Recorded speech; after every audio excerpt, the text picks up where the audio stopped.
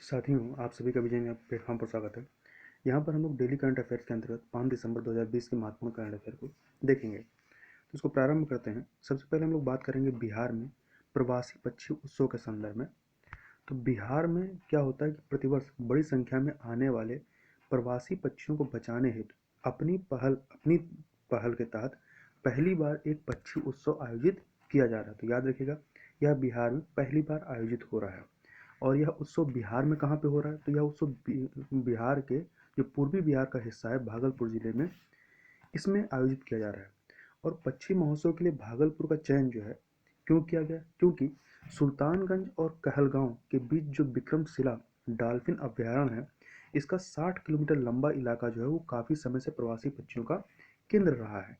इसीलिए भागलपुर को इस उत्सव के लिए चुना गया है।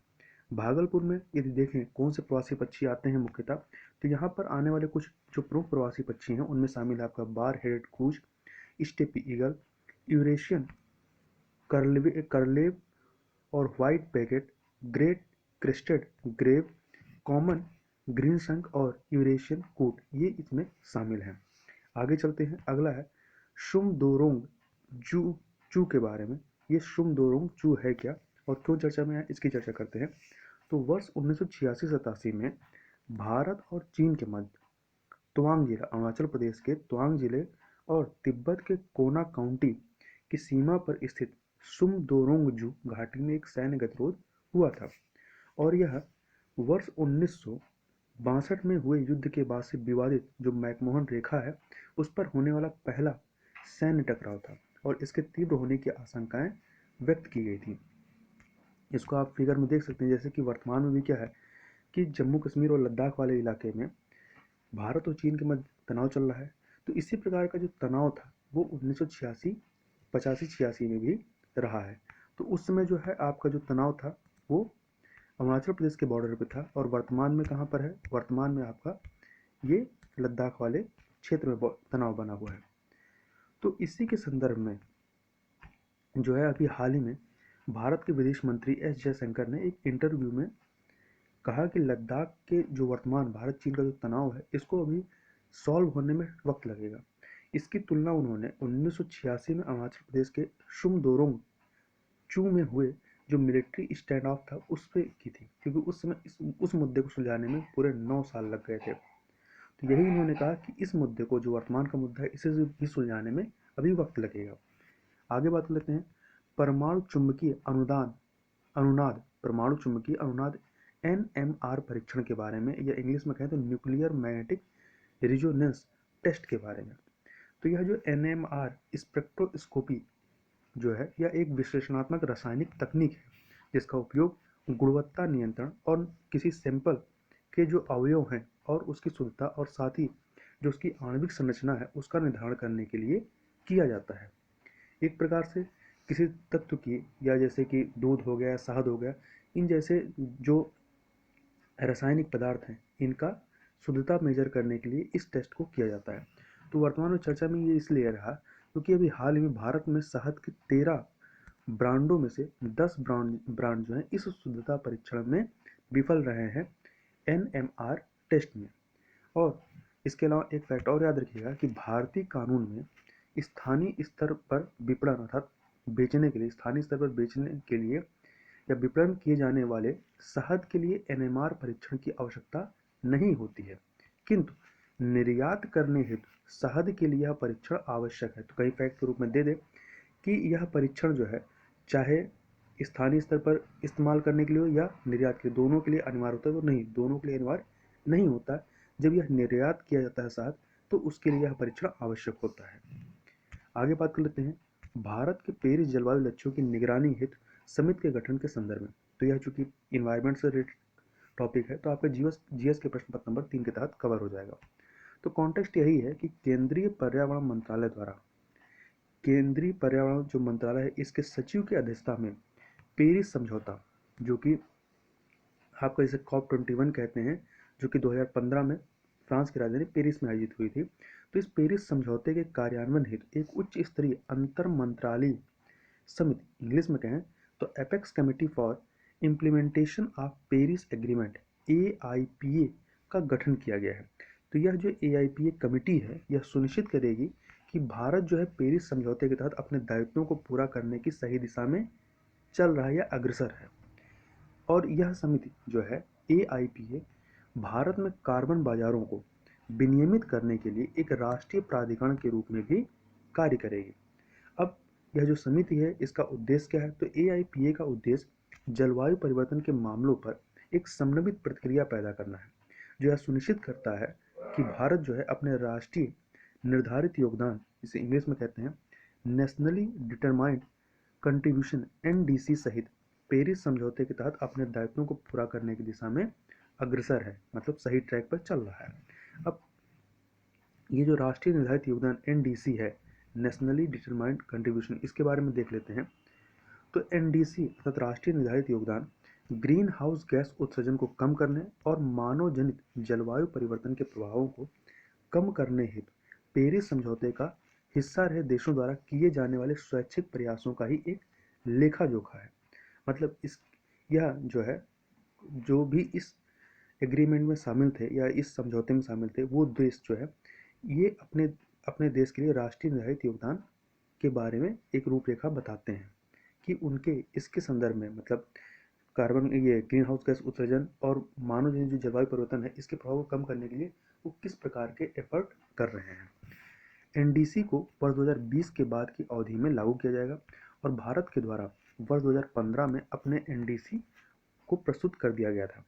और यह जो भारतीय NDC है आपका, NDC अर्थात राष्ट्रीय निर्धारित योगदान, इसके 3 मात्रात्मक लक्ष्य निर्धारित किए गए। अब ये 3 कौन कौन से हैं, 3 टारगेट। तो पहला टारगेट ये है कि वर्ष 2030 तक सकल घरेलू उत्पाद उत्सर्जन की तीव्रता में वर्ष 2005 के, तो आधार वर्ष क्या है 2005 है, इसके स्तर से 33 से लेकर 35% की कमी करना है। तो याद रखिएगा आधार वर्ष क्या है 2005 है।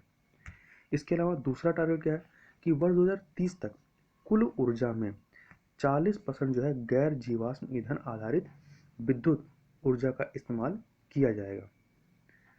अगला है वनीकरण कार्यक्रमों के माध्यम से 5 से 3 बिलियन टन कार्बन डाइऑक्साइड का कार्बन सिंक बनाना, मतलब जो कार्बन डाइऑक्साइड उत्सर्जित होता है उसको कार्बन सिंक के रूप में कन्वर्ट कर देना। आगे बात करते हैं चक्रवाती तूफान बुरेवी के बारे में। तो अभी हाल ही में चक्रवात निवार आया था। तो चक्रवात निवार के कराईकल तट, जो आपका तमिलनाडु वाला तट है, कोरोमंडल तट, तो कराईकल तट से टकराने के 7 दिन पश्चात एक अन्य चक्रवात जिसका नाम क्या है बुरेवी, इस सप्ताह के अंत तक तमिलनाडु के दक्षिणी जिले कन्याकुमारी के तट पर दस्तक देने वाला है। और इस चक्रवात बुरेवी का जो नामकरण है वो मालदीव के द्वारा किया गया है, जबकि चक्रवात जो निवार था उसका नामकरण ईरान के द्वारा किया गया था। तथा पिछले 10 दिनों में के भीतर जो है अरब सागर और बंगाल खाड़ी में उत्पन्न होने वाले तीसरा चक्रवात है। इसी से संबंधित एक शब्द आता है उद्वेलन। उद्वेलन क्या होता है? उद्वेलन इसलिए चर्चा में इसमें था क्योंकि यह कहा जा रहा है कि ये जो चक्रवात बुरेवी है ये चक्रवात निवार से इसकी जो कह सकते हैं ताकत होगी वो कम होगी, अर्थात ये एक प्रकार से चक्रवात निवार से जो है ये कमजोर चक्रवात होगा, चक्रवात बुरेवी। तो ये उद्वेलन होता क्या है? उद्वेलन या अपवेलिंग। तो ये उद्वेलन वह प्रक्रिया होती है जिसमें महासागर की निचली सतह से ठंडा पानी ऊपरी महासागरीय सतह की ओर धकेल दिया जाता है। मतलब नीचे का जो ठंडा पानी होता है वो ऊपर आ जाता है। तो ऊपर जब आ जाएगा तो टेम्परेचर क्या हो जाएगा? डाउन। क्योंकि चक्रवात उतना ज़्यादा स्ट्रॉन्ग तभी होगा जब ऊपर की सतह गर्म होगी। जितनी ज़्यादा सतह ऊपर की गर्म होगी चक्रवात उतना ही ज़्यादा स्ट्रॉन्ग होगा। तो चूंकि अभी कुछ समय पहले ही चक्रवात निवार आ चुका है तो उससे जो नीचे का ठंडा पानी है वो ऊपर आ गया, तो सतह जो है वो पहले की अपेक्षा कम गर्म है। तो जिससे कि जो ये जो ऊपर की सतह गर्म होती है यही क्या होती है उस चक्रवात के लिए ईंधन का काम करती है। तो ये जो चूंकि टेम्परेचर कम हुआ है तो जो ये चक्रवात आ रहा है इसके लिए ईंधन का काम नहीं करेगा। तो इस प्रकार से ये कहा जा रहा है कि ये चक्रवात बुरेवी है यह चक्रवात निवार की अपेक्षा कमजोर होगा। तो उद्वेलन क्या होता है यह भी आप याद रखिएगा। अगला है international association of insurance supervisors IAIS के बारे में। तो कॉन्टेक्स्ट यह है कि हाल ही में अंतर्राष्ट्रीय वित्तीय सेवा केंद्र प्राधिकरण जो है, ये शॉर्ट में हम लोग IFSCA कहते हैं, इसको international association of insurance supervisors IAIS की सदस्यता प्राप्त हुई थी। याद रखिएगा कि किसको अभी हाल ही में IAIS की सदस्यता प्राप्त हुई है, तो अंतर्राष्ट्रीय वित्तीय सेवा केंद्र प्राधिकरण को। अब प्रश्न उठता है कि यह international association of insurance supervisors IAIS है क्या। तो IAIS का गठन जो है वर्ष 1994 में हुआ और इसका मुख्यालय जो है स्विट्जरलैंड में स्थित है और यह एक स्वैच्छिक संगठन है। इसमें जो है 200 से ज़्यादा न्यायाधिकरण अर्थात इसके अधिकार क्षेत्र में 200 से ज़्यादा जो है इंश्योरेंस सुपरवाइजर्स और जो है नियामक जुड़े हुए हैं, जिनकी विश्व के इंश्योरेंस प्रीमियम में 97% हिस्सेदारी है। इसके अलावा बीमा क्षेत्र में अंतर्राष्ट्रीय स्तर के मानक बनाने, नियमों को तय करने और उसके लिए जरूरी सहयोग देने में यह संगठन की अहम भूमिका निभाता है, मतलब यह संगठन अहम भूमिका निभाता है। इसके अलावा IAIS जो है अपने सदस्यों को अपने इंश्योरेंस सुपरविजन और इंश्योरेंस बाजार के अनुभवों को साझा करने हेतु एक प्लेटफॉर्म भी मुहैया कराता है तथा अपनी इन्हीं विशेषताओं की वजह से यह जो IAIS संस्था है, इसको G20 देशों के नेताओं और दूसरे अंतर्राष्ट्रीय संगठनों द्वारा नियमित रूप से आमंत्रित किया जाता है अपनी मीटिंगों में। अगला है अरुणाचल कीवी के बारे में। तो हाल ही में अरुणाचल प्रदेश के कीवी को जैविक प्रमाण पत्र ऑर्गेनिक सर्टिफिकेट दिया गया है। अरुणाचल प्रदेश कीवी के लिए यह प्रमाण पत्र प्राप्त करने वाला देश का पहला राज्य बन गया है और यह प्रमाण पत्र पूर्वोत्तर क्षेत्र के लिए mission organic value chain development योजना के तहत दिया गया है। और यहाँ याद रखिएगा, यह जो पूर्वोत्तर क्षेत्र के लिए mission organic value chain development योजना है, यह भारत सरकार के कृषि मंत्रालय के द्वारा नॉर्थ ईस्ट के जो स्टेट है उनके लिए प्रारंभ किया गया है। आप यहाँ पे कीवी फल को इस प्रकार से देख सकते हैं, ये कीवी का फल है। और यहाँ पर एक बात और याद रखें, किसी भी फल या सब्जी को जैविक प्रमाण पत्र जो है तब दिया जाता है या ऑर्गेनिक सर्टिफिकेट तब दिया जाता है जब उसे उगाने के लिए किसी भी स्तर पर किसी भी प्रकार के जैवनाशक या रसायन का प्रयोग न किया गया हो। इसके अलावा किसी भी उत्पाद को जैविक प्रमाण पत्र जो है वो विनियामक निकाय जिसका नाम है कृषि और प्रसंस्कृत खाद्य उत्पाद निर्यात विकास प्राधिकरण APEDA के मूल्यांकन के बाद ही दिया जाता है। यदि थोड़ा सा कीवी फल के बारे में बात करें तो कीवी फल जो है विशेषकर दक्षिण और मध्य चीन के यांगत्से नदी घाटी में पाया जाता है। इसे चीन का जादुई फल, मिरेकल फ्रूट और न्यूजीलैंड का हॉर्टिकल्चर वंडर भी कहा जाता है। अगला है रामायण क्रूज सेवा के बारे में। तो अयोध्या में सरयू नदी पर जल्द ही जो है रामायण क्रूज सेवा शुरू की जाएगी। तो याद रखिएगा कि रामायण क्रूज सेवा कहाँ पर प्रारंभ की जाएगी, तो अयोध्या में सरयू नदी पर।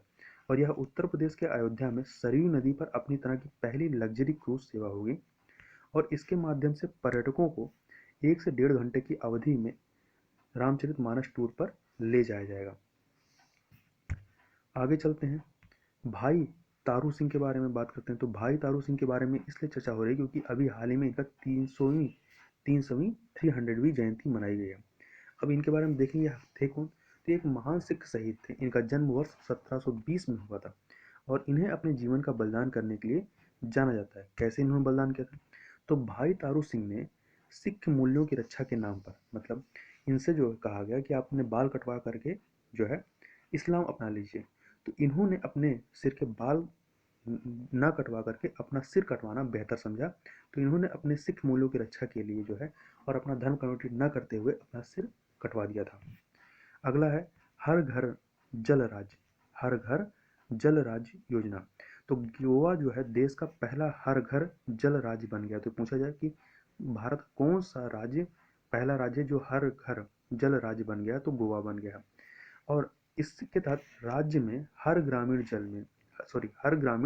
घर में नल का जल कनेक्शन जो है प्रदान किया गया है और राज्य ने 2,30,000 ग्रामीण परिवारों को नल का जल कनेक्शन प्रदान किया है। अगला है 10 हफ्ते 10 बजे 10 मिनट। यही सीधे पूछा सकता है कि 10 हफ्ते 10 बजे 10 मिनट है क्या, या किस राज्य सरकार के द्वारा प्रदान किया गया। तो यह दिल्ली सरकार के द्वारा डेंगू मच्छरों से बचाव के लिए चलाया गया अभियान था, जो कि आपका सितंबर से नवंबर के मध्य में चलाया गया कि प्रत्येक संडे को 10 बजे जो है 10 हफ्ते तक 10 मिनट तक मच्छरों, जहाँ मच्छर जमा हो सकते हैं वैसे स्थानों को साफ करने के संदर्भ में। तो याद रखिएगा 10 हफ्ते 10 बजे 10 मिनट क्या है, तो यह डेंगू मच्छरों से बचाव के लिए चलाया गया दिल्ली सरकार का एक अभियान रहा है। तो इस प्रकार से यहाँ पर हम लोगों ने कुछ महत्वपूर्ण करंट अफेयर को देखा। तो इस वीडियो में बस इतना ही, मिलते हैं नेक्स्ट वीडियो में, तब तक के लिए बहुत बहुत धन्यवाद।